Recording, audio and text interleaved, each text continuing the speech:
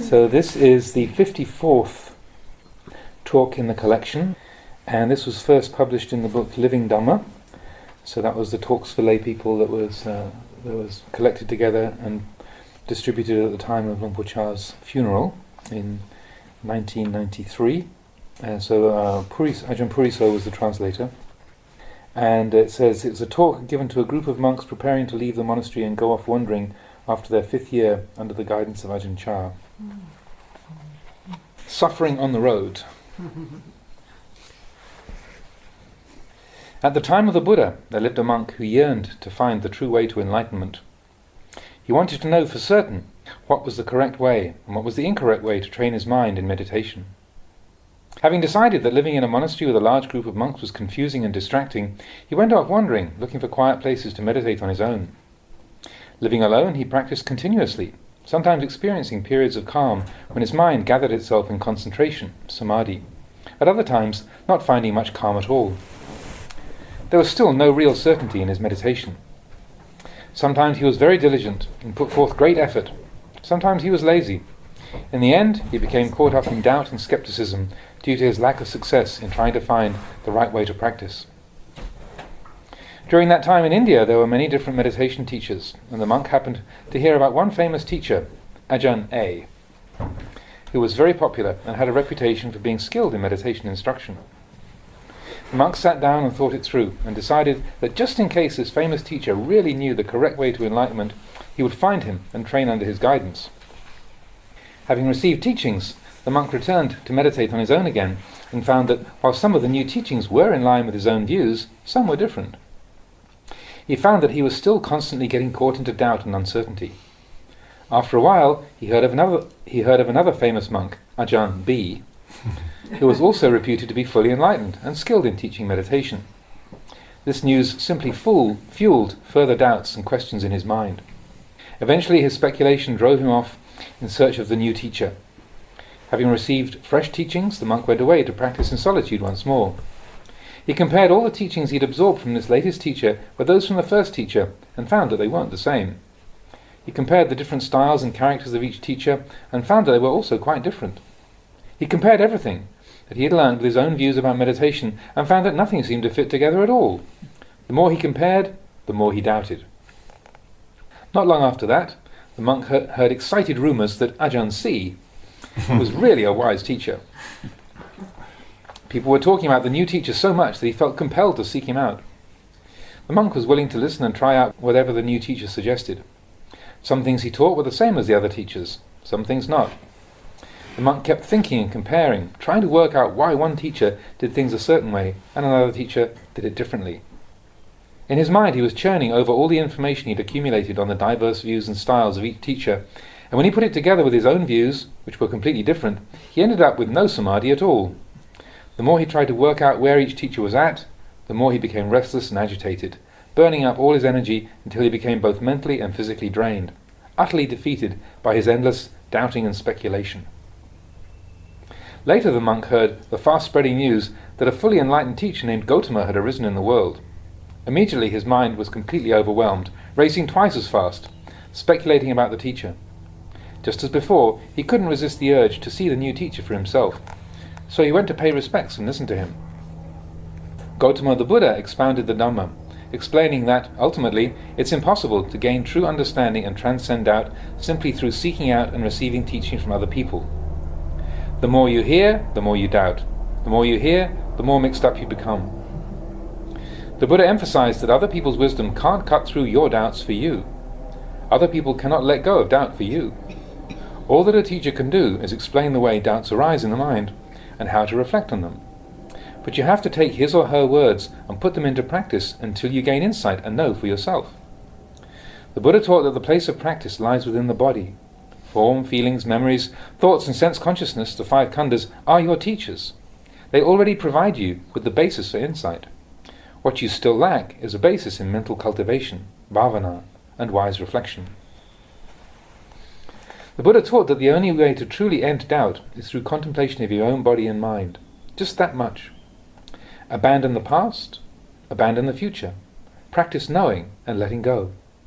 Sustain the knowing. Once you've established the knowing, let go but don't try to let go without the knowing. It is the presence of this knowing that allows you to let go. Let go of everything you did in the past, both the good and the bad. Whatever you did before, let go of it, because there's no benefit in clinging to the past. The good you did was good at the time. The bad you did was bad at the time. What was right, so now you can cast it all aside. Let go of it. Events in the future are still waiting to happen. All the arising and cessation that will occur in the future hasn't actually taken place yet, so don't attach too firmly to ideas about what may or may not happen in the future. Be aware of yourself and let go. Let go of the past. Whatever took place in the past has ceased. Why spend a lot of time proliferating about it? If you think about something that happened in the past, let that thought go. It was a Dhamma, a phenomenon that arose in the past. Having arisen, it then ceased in the past. There's no reason to mentally proliferate about the present either. Once you've established awareness of what you're thinking, let it go. Practice knowing and letting go. It's not that you shouldn't experience any thoughts or hold views at all. Experience thoughts and views and then let go of them, because they are already completed. The future is still ahead of you. Whatever's going to arise in the future will end in the future also. Be aware of your thoughts about the future and then let go. Your thoughts and views about the past are uncertain in just the same way. The future is totally uncertain. Be aware and then let go, because it's uncertain. Be aware of the present moment. Investigate what you're doing right here and now. There's no need to look at anything outside of yourself. The Buddha didn't praise those who still invest all their faith and belief in what other people say. Neither did he praise those who still get caught up in good and bad moods as a result of the things other people say and do. What other people say and do has to be their own concern. You can be aware of it, but then let go. Even if they do the right thing, see that it's right for them. But if you don't bring your own mind in line with right view, you can never really experience that which is good and right for yourself. It remains something external. All those teachers are doing their own practice, whether correctly or incorrectly, somewhere else, separate from you. Any good practice they do doesn't actually change you. If it's correct practice, it's correct for them, not you. What they cultivate their minds and gain insight into the truth for themselves are not worthy of praise. I emphasize the teaching that the Dhamma is opanayiko, to be brought inside oneself, so that the mind knows, understands, and experiences the results of the training within itself. If people say you're meditating correctly, don't be too quick to believe them. And similarly, if they say that you're doing it wrong, don't just accept what they say until you've really practiced and found out for yourself. Even if they instruct you in the correct way that leads to enlightenment, this is still just other people's words. You have to take their teachings and apply them until you experience results for yourself, right here in the present. That means you must become your own witness, able to confirm the results from within your own mind. It's like the example of the sour fruit. Imagine I told you that a certain fruit tasted sour and invited you to try some of it. You'd have to take a bite from it to taste the sourness. Some people would willingly take my word for it if I told them that the fruit was sour. But if they simply believed that it was sour without ever tasting it, that belief would be useless, mogha. It wouldn't have any real value or meaning. If you described the fruit as sour, it would be merely going by my perception of it. Only that. The Buddha didn't praise such belief. But then, you shouldn't just dismiss it either. Investigate it. You must taste the fruit for yourself. By actually experiencing the sour taste, you then become your own witness. If somebody says it's sour, find out if it really is sour or not by eating it. It's like you're making doubly sure, relying on your own experience as well as what other people say. This way you can really have confidence in the authenticity of its sour taste. You have a witness who attests to the truth. Venerable Ajahn Chah referred to this internal witness that exists within the mind as Sikhi Bhutto. The authenticity of any knowledge acquired merely from what other people say remains unsubstantiated. It is only a truth proven to someone else. You only have someone else's word to go on, that the fruit is sour. You could say that it's only half truth, or 50%, but if you've tasted the fruit and find it sour, that is the 100% whole truth. You have evidence from what other people say, and also from your own direct experience. This is a fully 100% substantiated truth. This is Siti Bhutto. The internal witness has arisen within you. The way to train is thus opanayiko. You direct your attention inwards until your insight and understanding has become pachatang. Understanding gained from listening to and watching other people is superficial in comparison with the deep understanding that is pachatang. It remains on the outside of pachatang. Such knowledge doesn't arise from self-examination. It's not your own insight, it's other people's insight. That doesn't mean that you should be heedless and dismissive of any teachings you receive from other sources. They should also become the subject for study and investigation. When you first come across and begin to understand some aspect of the teaching from the books, it's fine to believe it on one level, but at the same time to recognize that you haven't yet trained the mind and developed that knowledge through your own experience. For that reason, you still haven't experienced the full benefit of the teaching. It's as if the true value of your understanding is still only half complete. So then you must cultivate the mind and let your insight mature until you completely penetrate the truth. In that way your knowledge becomes fully complete. It's then that you go beyond doubt. If you have profound insight into the truth from within your own mind, all uncertainty about the way to enlightenment disappears completely. When we speak of practicing with the Paccuppanna Dhamma, it means that whatever phenomenon is immediately arising into the mind, you must investigate and deal with it at once. Your awareness must be right there, because Paccuppanna Dhamma refers to the experience of the present moment. It encompasses both cause and effect. The present moment is firmly rooted within the process of cause and effect. The way you are in the present reflects the causes that lay in the past. Your present experience is the result. Every single experience you've had right up until the present has arisen out of past causes. For instance, you couldn't say that walking out from your meditation hut was a cause. You could say that walking out from your meditation hut was a cause, and that you sitting down here is the result. This is the truth of the way things are. There is a constant succession of causes and effects. So what you did in the past was the cause. The present experience is the result. Similarly, present actions are the cause for what you'll experience in the future. Sitting here right now, you're already initiating causes. Past causes are coming to fruition in the present, and these results are actually forming causes that will produce results in the future. What the Buddha saw was that you must abandon both the past and the future. When we say abandon, it doesn't mean that you literally get rid of them. Abandoning means that the focus of your mindfulness and insight is right here at this one point, the present moment. The past and the future link together right here. The present is both the result of the past and the cause of what lies ahead in the future. So you must completely abandon both cause and result and simply abide with the present moment. We say abandon them, but these are just words used to describe the way of training the mind. Even though you let go of your attachment and abandon the past and future, the natural process of cause and effect remains in place. In fact, you could call this the halfway point. It's already part of the process of cause and result. The Buddha taught to watch the present moment, where you'll see a continuous process of arising and passing away, followed by more arising and passing away. Whatever arises in the present moment is impermanent. I say this often, but most people don't pay much attention. They're reluctant to make use of this simple little teaching. All that is subject to arising is impermanent. It's uncertain. This really is the easiest, least complicated way to reflect on the truth.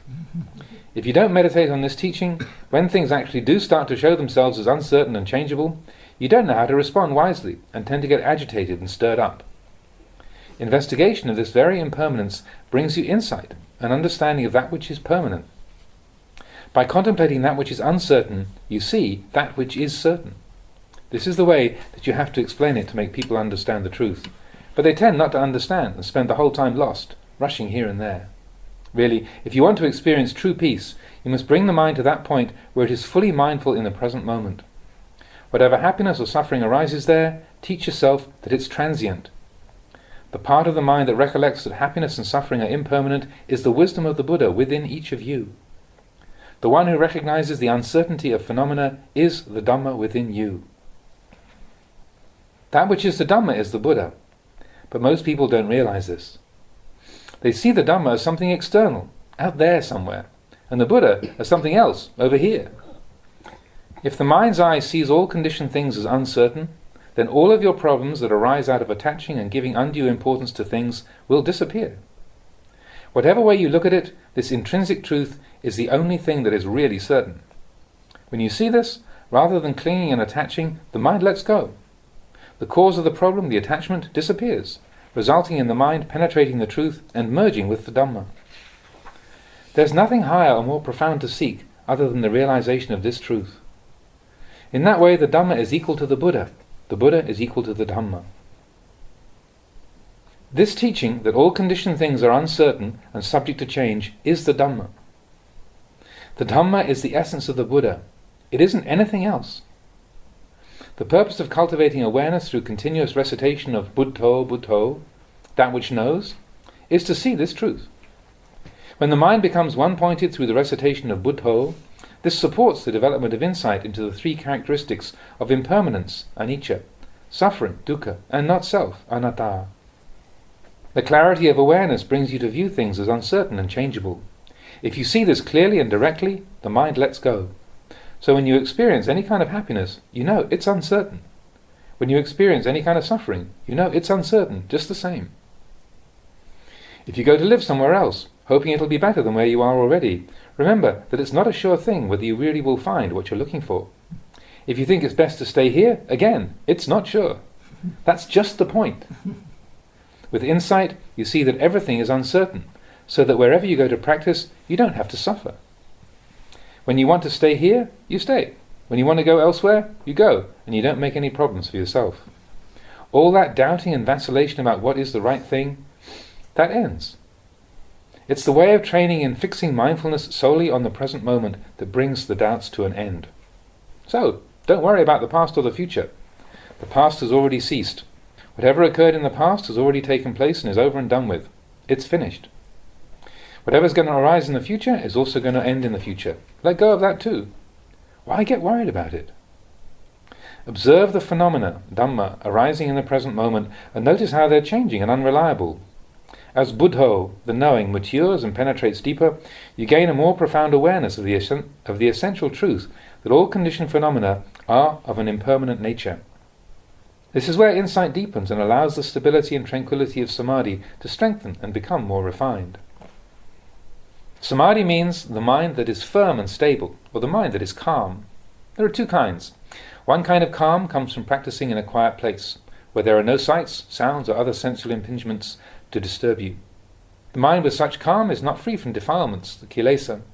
The defilements still cover over the mind, but during the time when it's calm in samadhi, they remain in abatement. It's like pond water that's temporarily clear after all the dirt and dust particles have settled on the bottom. As long as the sediment hasn't been stirred up, the water remains clear. But as soon as something does disturb it, the dirt rises up and the water becomes cloudy again. You are just the same. When you hear a sound, see a form, or the mind is affected by a mental state, any reaction of disliking clouds over the mind. If no aversion is stimulated, you feel comfortable, but that feeling of comfort comes from the presence of attachment and defilement rather than wisdom. For example, suppose you wanted this tape recorder.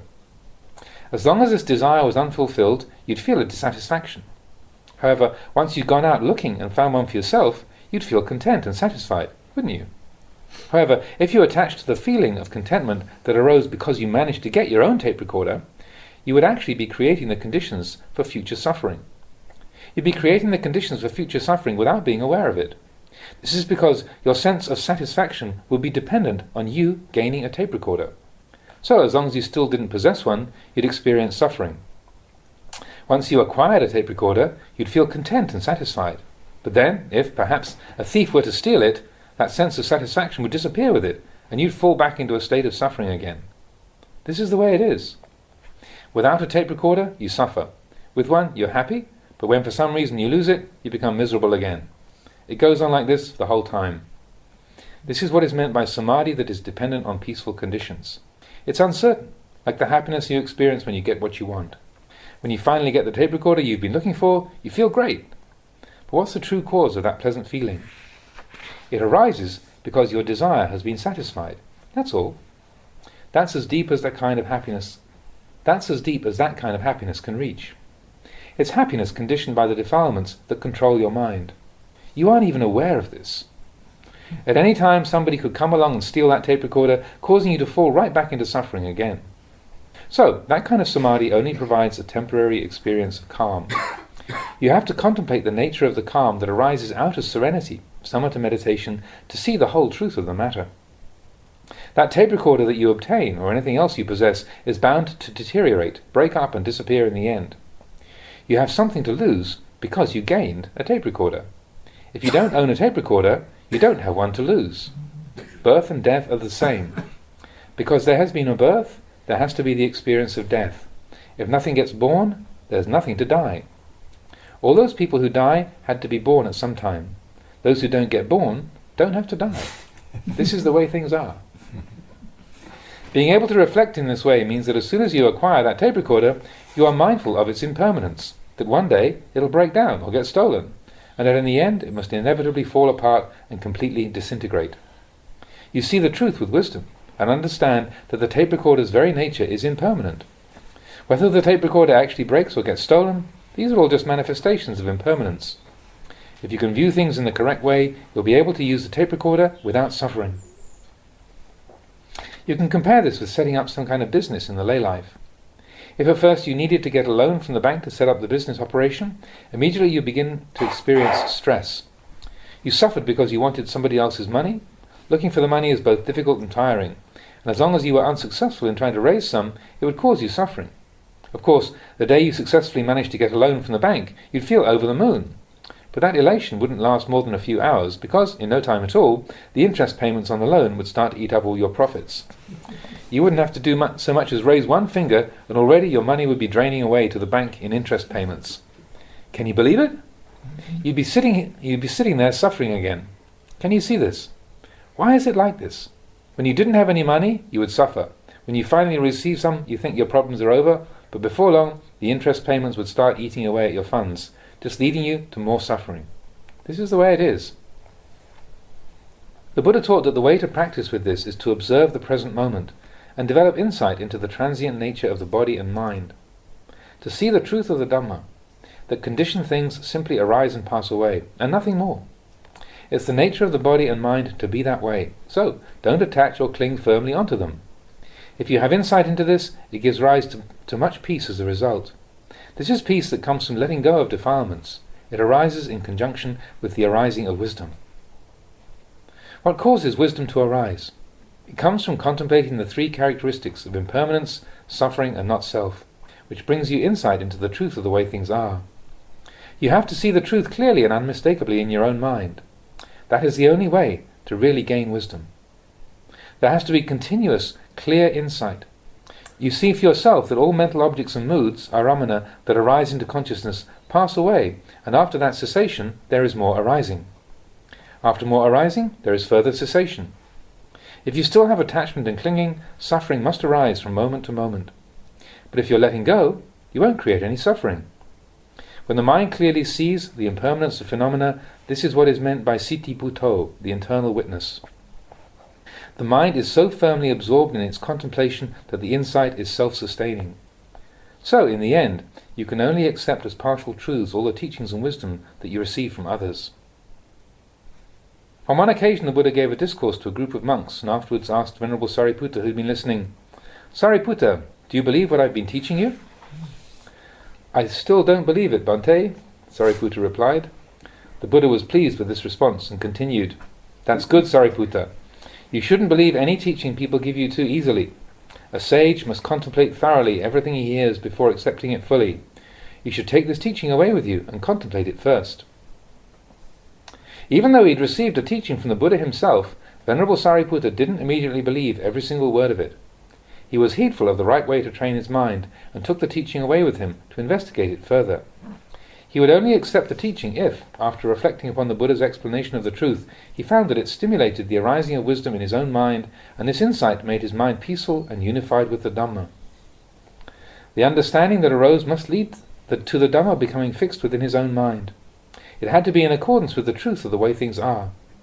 The Buddha taught his disciples to accept a point of Dhamma only if, beyond all doubt, they found it to be in line with the way things are in reality, as seen both from one's own and other people's experience and understanding. In the end, the important thing is simply to investigate the truth. You don't have to look very far away. Just observe what's happening in the present moment. Watch what's happening in your own mind. Let go of the past. Let go of the future. Just be mindful of the present moment, and wisdom will arise from investigating and seeing clearly the characteristics of impermanence, suffering, and not self. If you're walking, see that it's impermanent. If sitting, see that it's impermanent. If lying down, see that it's impermanent. Whatever you're doing, these characteristics will be manifesting the whole time, because this is the way things are. That which is permanent is this truth of the way things are. That never changes. If you cultivate insight to the point where the way you view things is completely and unwaveringly in line with this truth, you will be at ease with the world. Will it really be that peaceful, going to live alone up in the mountains somewhere? It's only a temporary kind of peace. Once you start to feel hungry on a regular basis and the body lacks the nourishment that it's used to, you'll become weary of the whole experience again. The body will be crying out for its vitamins. But the hill tribe people who provide your alms food don't know much about the level of vitamins needed for a balanced diet. In the end, you'll probably come back down and return here to the monastery. If you stay in Bangkok, you'll probably complain that the people offer too much food and that it's a burden and just a lot of hassle. So perhaps you'll decide it's better to go and live way out in seclusion in the forest somewhere. In truth, you must be pretty foolish if you find living on your own causes you suffering. If you find living in community with lots of people is a lot of suffering, you're equally foolish. It's like chicken shit. If you're walking on your own somewhere carrying chicken shit, it stinks. If there's a whole group of people walking around carrying chicken shit, it stinks just the same. It can become habitual to keep lugging around what is rotten and putrid. This is because you still have wrong view.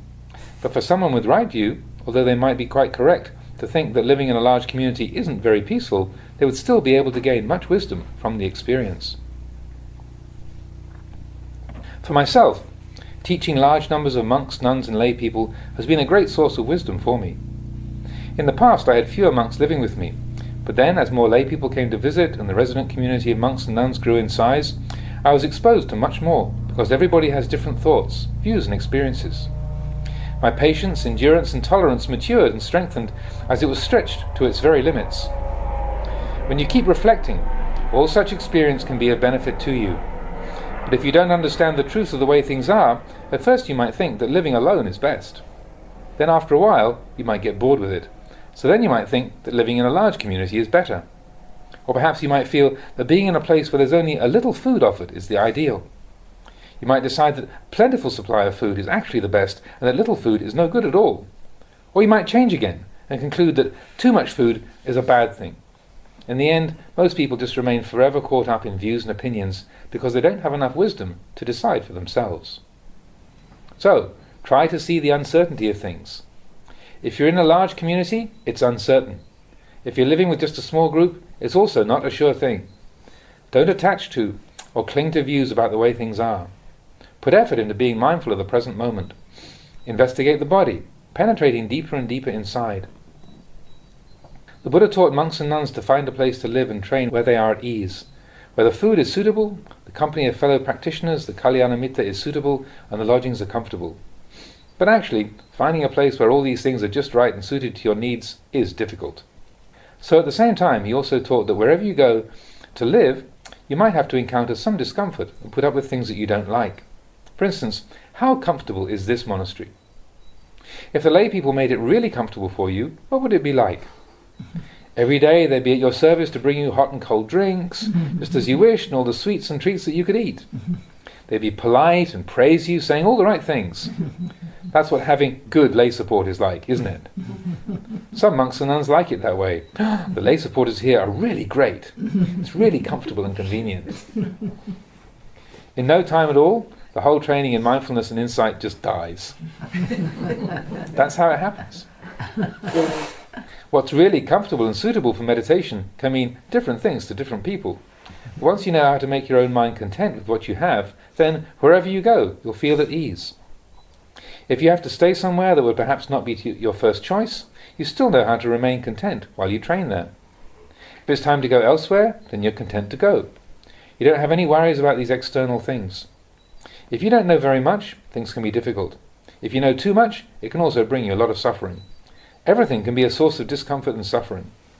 As long as you don't have any insight, you'll be constantly caught up in the moods of satisfaction and dissatisfaction, stimulated by the conditions around you, and potentially every little thing can cause you to suffer.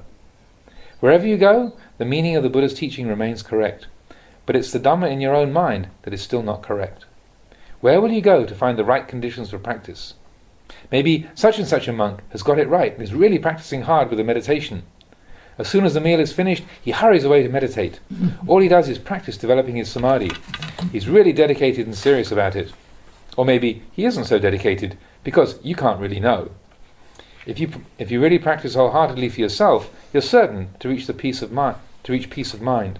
If others are really dedicated and genuinely training themselves, why are they not yet peaceful? This is the truth of the matter. In the end, if they aren't peaceful, it shows that they can't really be that serious about the practice after all. When reflecting on the training in samadhi, it's important to understand that sila, virtue, and concentration, samadhi, and wisdom, panya, are each essential roots that support the whole. They are mutually supporting, each having its own indispensable role to play. Each provides a necessary tool to be used in developing meditation, but it's up to each individual to discover skillful ways to make use of them. Someone with a lot of wisdom can gain insight easily.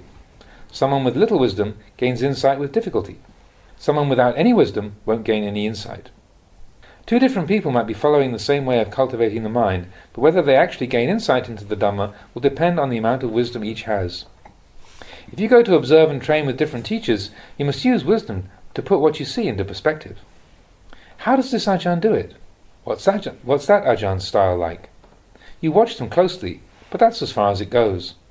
It's all just watching and judging on the external level. It's just looking at their behavior and way of doing things on the surface.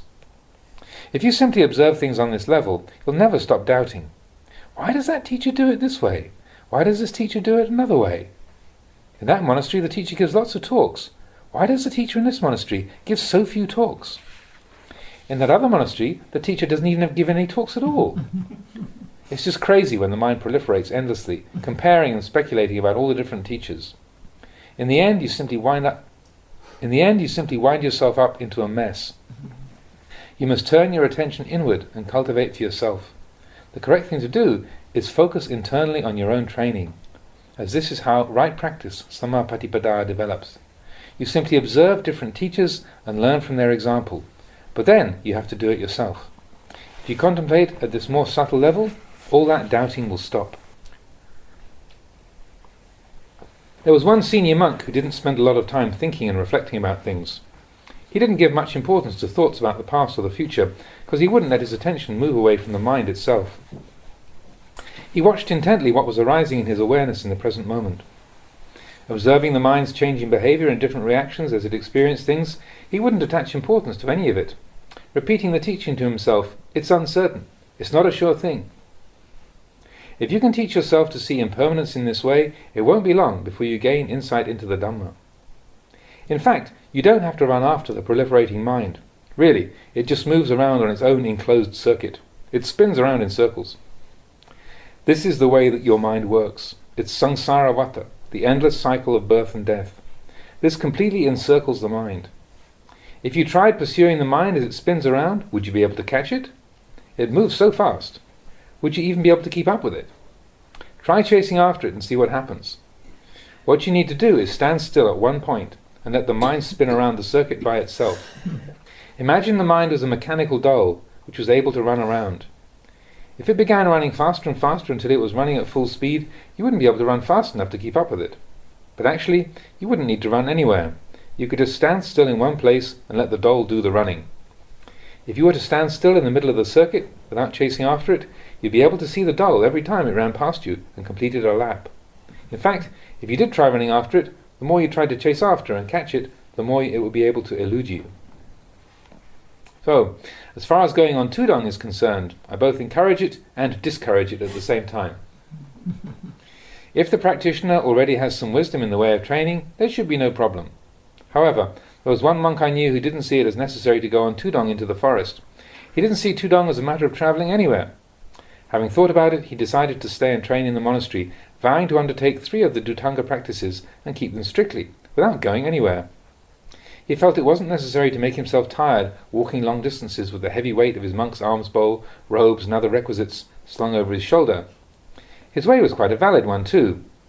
But if you really had a strong desire to go out wandering about the forests and hills on Tudong, you wouldn't find his style very satisfying.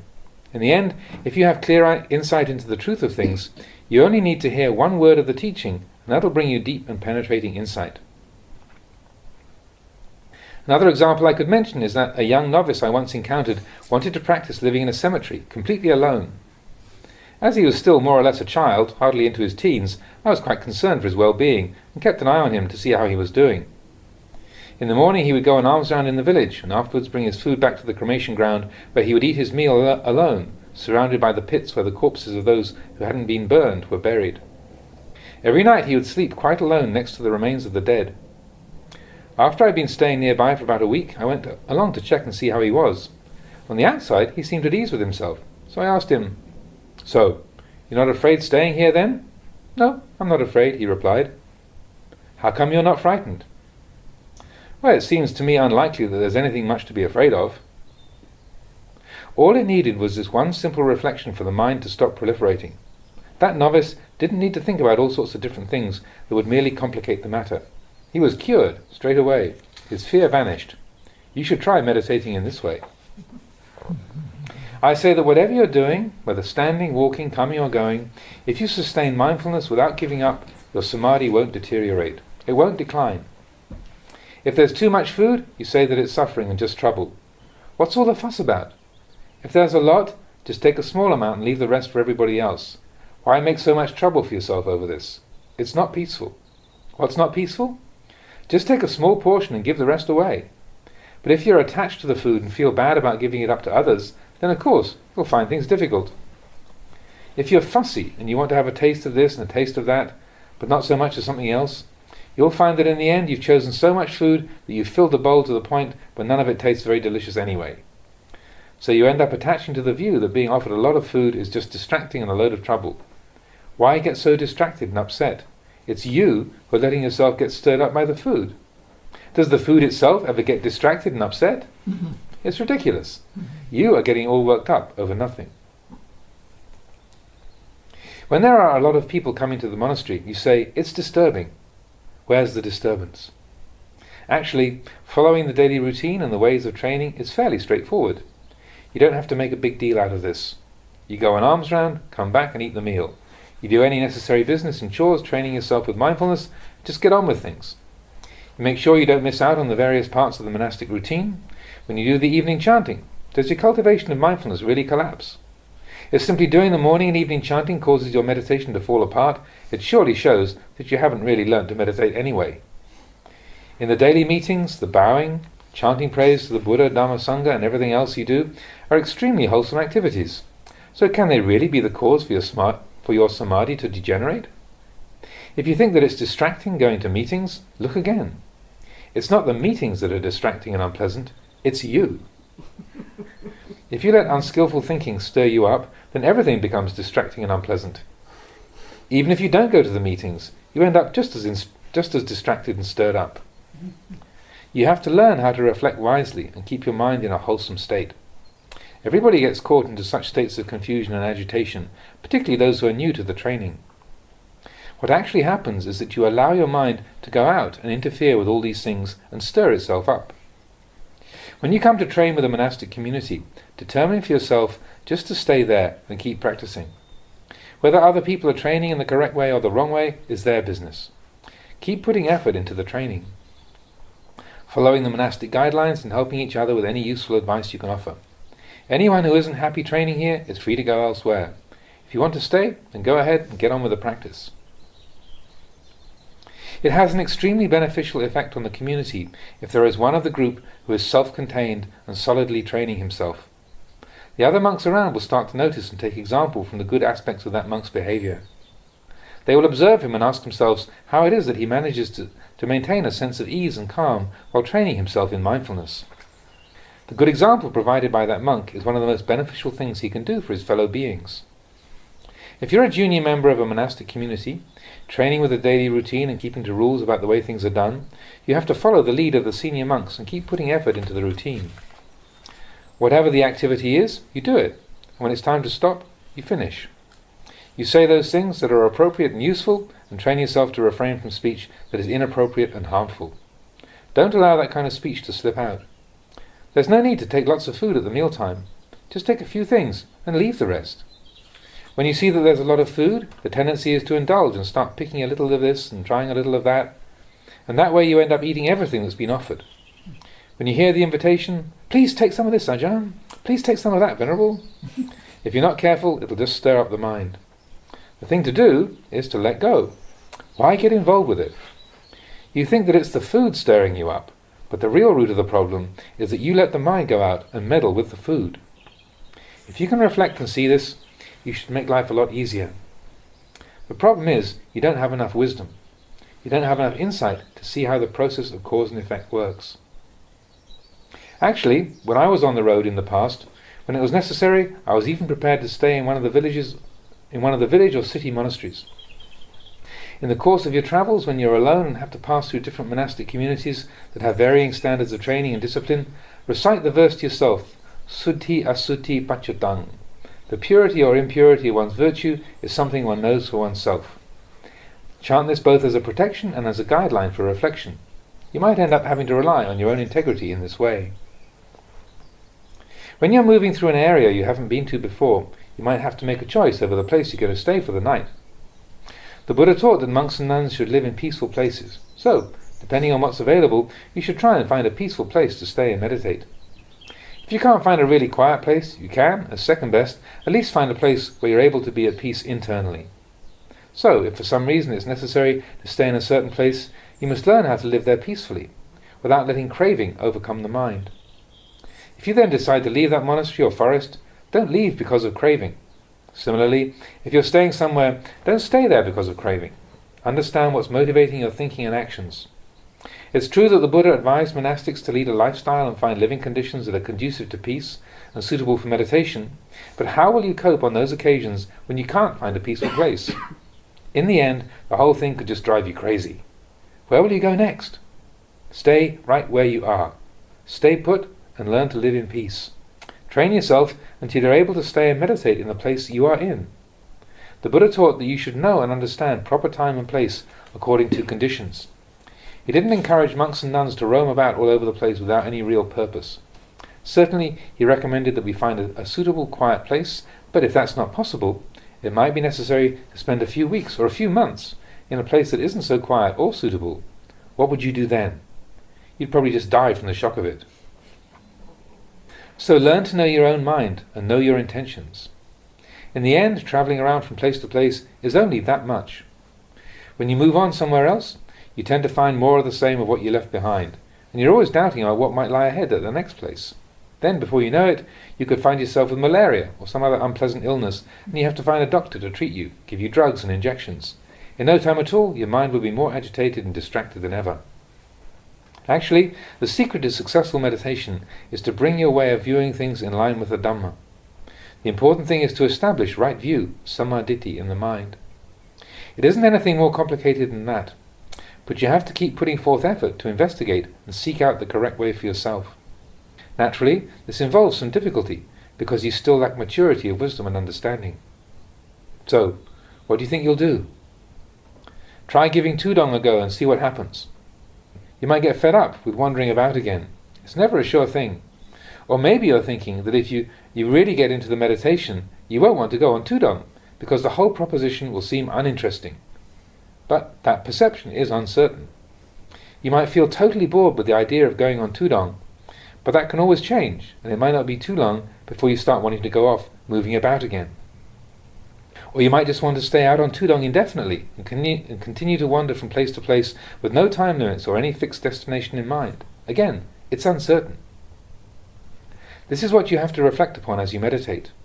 Go against the flow of your desires. You might attach to the view that you'll go on Tudong for certain, or you might attach to the view that you'll stay put in a monastery for certain. But either way, you're getting caught in delusion. You're attaching to fixed views in the wrong way. Go and investigate this for yourself. I've already contemplated this from my own experience, and I'm explaining the way it is as simply and directly as I can. So, listen to what I'm saying, and then observe and contemplate for yourself. This really is the way things are. In the end, you'll be able to see the truth of this whole matter for yourself. Then, once you do have insight into the truth, Whatever decision you make will be accompanied by right view and in accordance with Dhamma. Whatever you decide to do, whether to go on Tudong or to stay at the monastery, you must wisely reflect first. It isn't that you're forbidden from going off wandering in the forest, or going to find quiet places to meditate. If you do go off walking, really make a go of it and walk until you're worn out and ready to drop. Test yourself to the limits of your physical and mental endurance. In the old days, as soon as I caught sight of the mountains, I'd feel elated and be inspired to take off. Nowadays, when I see them, the body starts moaning just at the sight of them, and all I want to do is turn around and go back to the monastery. There's not much enthusiasm for all that anymore. Before, I'd really be happy to live up in the mountains. I even thought I'd spend my whole life living up there. The Buddha taught to be mindful of what's arising in the present moment. Know the truth of the way things are in the present moment. These are the teachings he left you, and they are correct. But your own thoughts and views are still not correctly in line with the Dhamma, and that's why you continue to suffer. So, try out Tudong if it seems like the right thing to do. See what it's like moving around from place to place, and how that affects your mind. I don't want to forbid you from going on Tudong, but I don't want to give you permission either. Do you understand my meaning? I neither want to prevent you, nor allow you to go. But I'll share with you some of my experience. If you do go on Tudong, use the time to benefit your meditation. Don't just go like a tourist, having fun travelling around. These days it looks like more and more monks and nuns go on Tudong to indulge in a bit of sensual enjoyment and adventure rather than to really benefit their own spiritual training. If you do go, then really make a sincere effort to use the Dhutanga practices to wear away the defilements. Even if you stay in the monastery, you can take up these Dhutanga practices. These days, what they call Tudong tends to be more of a time for seeking excitement and stimulation than training in the 13 Dhutanga practices. If you go off like that, you're just lying to yourself when you call it Tudong. It's an imaginary Tudong. Tudong can actually be something that supports and enhances your meditation. When you go, you should really do it. Contemplate what is the true purpose and meaning of going on Tudong. If you do go, I encourage you to use the experience as an opportunity to learn and further your meditation, not just waste time. I won't let monks go off if they're not ready yet for it. But if someone is sincere and seriously interested in the practice, I won't stop them. When you're planning to go off, it's worth asking yourself these questions and reflecting on them first. Staying up in the mountains can be a useful experience. I used to do it myself. In those days I'd have to get up really early in the morning because the houses where I went on alms round were such a long way away. I might have to go up and down an entire mountain, and sometimes the walk was so long and arduous that I wouldn't be able to get there and back in time to eat the meal at my camp before midday. If you compare it with the way things are these days, you can see that maybe it's not actually necessary to go to such lengths and put yourself through so much hardship. It might actually be more beneficial to go on alms round to one of the villages near the monastery here, return to eat the meal, and have lots of energy left in reserve to put forth effort in the formal practice. That's if you're training yourself sincerely. But if you're just into taking it easy and like to go straight back to your hut for a sleep after the meal, that isn't the correct way to go. In the days when I was on Tudong, I might have to leave my camp at the crack of dawn and use up much of my energy just in the walk across the mountains. Even then I might be so pushed for time I'd have to eat my meal in the middle of the forest somewhere before getting back. Reflecting on it now, I wonder if it's worth putting oneself into all that bother. It might be better to find a place to practice where the alms route to the local village is not too long or difficult, which would allow you to save your energy for formal meditation. By the time you've cleaned up and are back at your hut, ready to continue meditating, that monk up in the mountains would still be stuck out in the forest without even having begun to eat his meal. Views on the best way of practice can differ. Sometimes you actually have to experience some suffering before you can have insight into suffering and know it for what it is. Tudong can have its advantages, and I neither criticize those who stay in the monastery nor those who go off on Tudong, if their aim is to progress in training themselves. I don't praise monks just because they stay in the monastery, nor do I praise monks simply because they go off on Tudong either. Those who really deserve praise are the ones with right view. If you stay in the monastery, it should be for cultivating the mind. If you go off, it should be for cultivating the mind. The meditation and training goes wrong when you go off with the group of friends you're attached to, only interested in having a good time together and getting involved in foolish pursuits. So then there's some questions and answers to complete this. What do you have to say about the way of training? What do you think about what I have been saying? What do you think you'll decide to do in the future then? So one monk responds, I'd like to ask for some teaching about the suitability of different meditation objects for different temperaments. For a long time now I've tried calming the mind by focusing attention on the breathing in conjunction with reciting the meditation word Buddho. But I've never become very peaceful. I tried contemplating death, but that hasn't helped calm the mind down either. Reflecting on the 5 aggregates hasn't worked either. So I've finally exhausted all my wisdom. Ajahn Chah responds, just let go.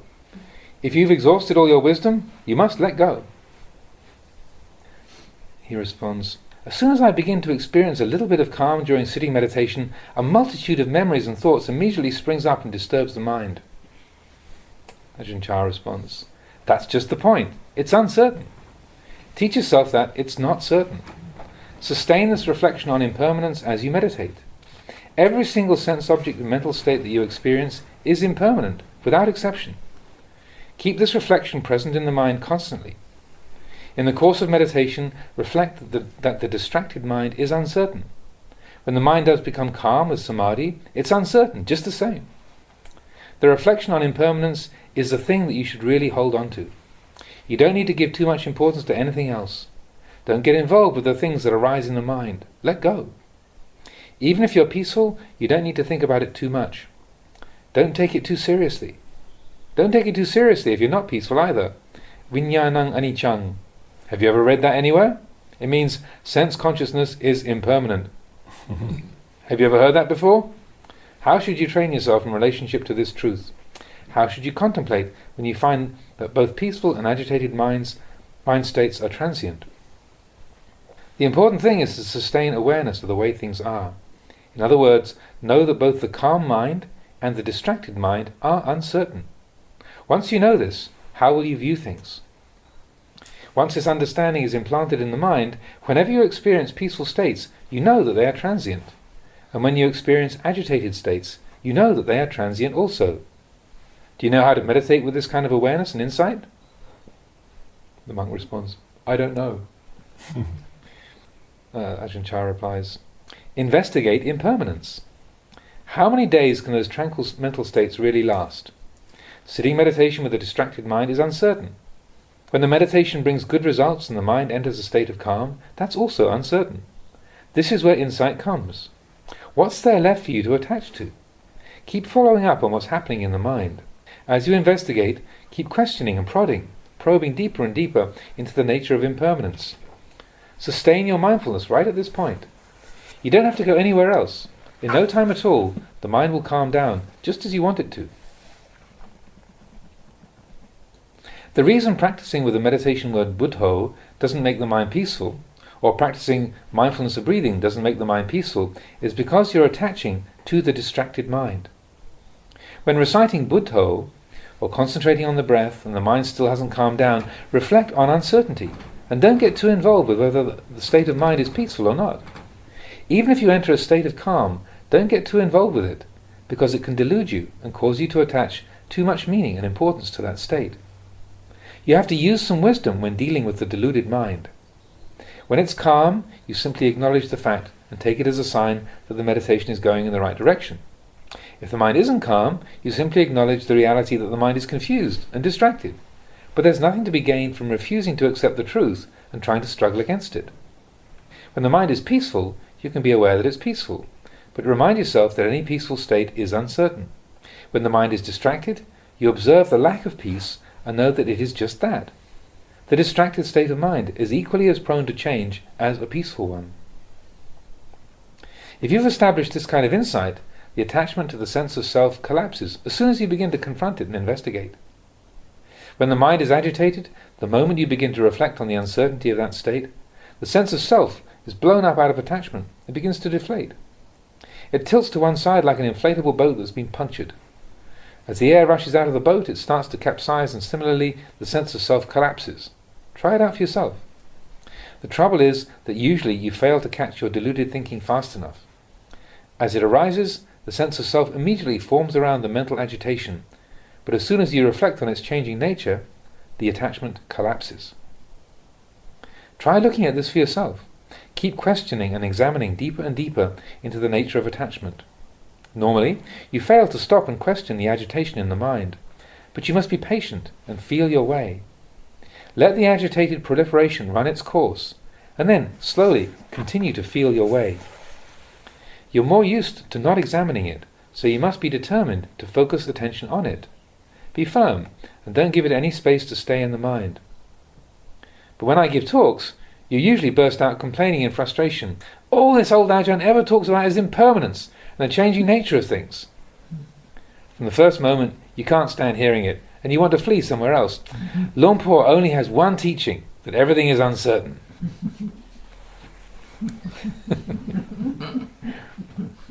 If you are truly fed up with this teaching, you should go off and pursue your meditation until you develop enough insight to bring some real confidence and certainty to your mind. Go ahead and give it a go. In no time at all, you'll probably be back here again. So, try to commit these teachings to memory and store them in your heart. Then go ahead and try out wandering about on Tudong. If you don't come to understand and see the truth in the way I've explained it, you'll find little peace. Wherever you are, you won't be at ease within yourself. You won't be able to find anywhere that you can really meditate at all. I agree that doing a lot of formal meditation to develop samadhi is a good thing. Are you familiar with the terms Ceto Vimutti, meaning liberation of the heart, and Panya Vimutti, meaning liberation through wisdom? Do you understand the meaning of them? Vimutti means liberation from the mental taints, the asava. There are two ways the mind can gain liberation. Ceto Vimutti refers to liberation that comes after samadhi has been developed and perfected to its most powerful and refined level. The practitioner first develops the ability to suppress the defilements completely through the power of samadhi, and then turns to the development of insight to finally gain liberation. Panya Vimutti means release from the outflows, where the practitioner develops samadhi to a level where the mind is completely one-pointed and firm enough to support and sustain insight, which then takes the lead in cutting through the defilements. These two kinds of liberation are comparable to different kinds of trees. Some species of tree grow and flourish with frequent watering. Others can die if you give them too much water. With those trees, you only need to give them a small amount of water, just enough to keep them going. Some species of pine are like that.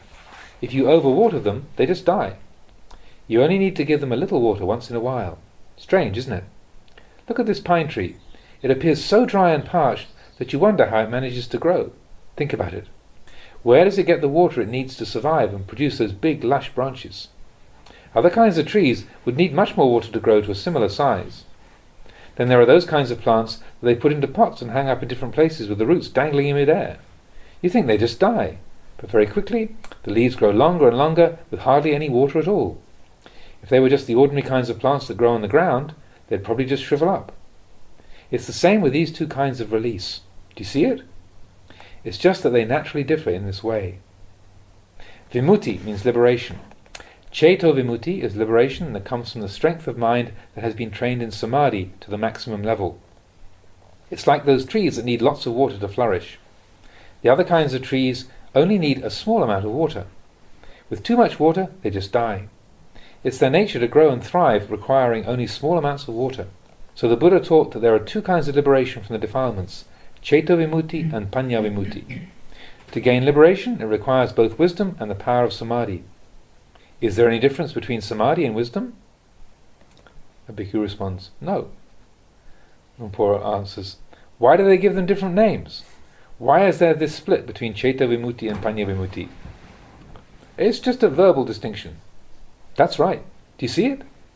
If you don't see this, you can very easily go running around labeling and making such distinctions, and even get so carried away that you start to lose your grip on reality. Actually, though, each of these two kinds of liberation does have a slightly different emphasis. It wouldn't be correct to say that they were exactly the same, but they aren't two different things either. Am I correct if I answer in this way? I'll say that these two things are neither exactly the same nor different. This is the way I answer the question. You must take what I have said away with you and reflect on it. Talking about the speed and fluency of mindfulness makes me think of the time I was wandering alone and having come across an old abandoned monastery in the course of my travels. I set up my umbrella and mosquito net to camp there and practice meditation for a few days. In the grounds of the monastery there were many fruit trees, the branches of which were laden with ripe fruit. I really wanted to eat some, but I didn't dare, because I was afraid that the trees were the property of the monastery and I hadn't received permission to take any.